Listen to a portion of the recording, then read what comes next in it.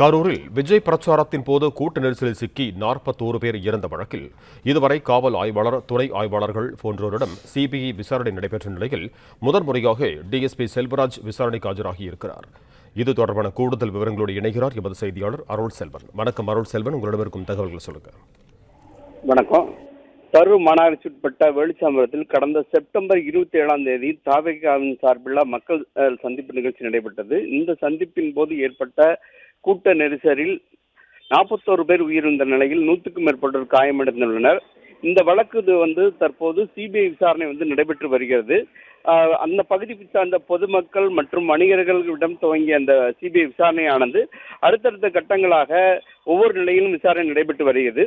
அந்த வரிசையில் கடந்த சில நாட்களுக்கு முன்பாக காவல் சம்பவம் நடந்த கரூர் நகர காவல் நிலைய ஆய்வாளர் மற்றும் துணை உதவி ஆய்வாளர்கள் விசாரணைக்கு ஆஜராகி விசாரணை நடைபெற்று வந்த நிலையில தற்போது முதன்முறையாக சம்பவம் நடந்த எல்லைக்குட்பட்ட கரூர் சரக துணை காவல் கண்காணிப்பாளர் செல்வராஜ் அவர்கள் தற்போது விசாரணைக்காக ஆஜராயிருக்காரு. இந்த விசாரணையானது தற்போது முதன்முறையாக இவர் ஆஜராயிருக்காரு.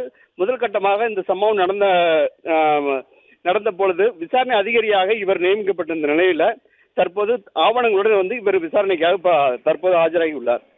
பிளே ஸ்டோர் மற்றும் ஆப் ஸ்டோரில் இருந்து பாலிமர் செயலியை QR கோடு மூலம் பதிவிறக்கம் செய்யுங்கள். செய்திகளை உடனுக்குடன் பெறுங்கள்.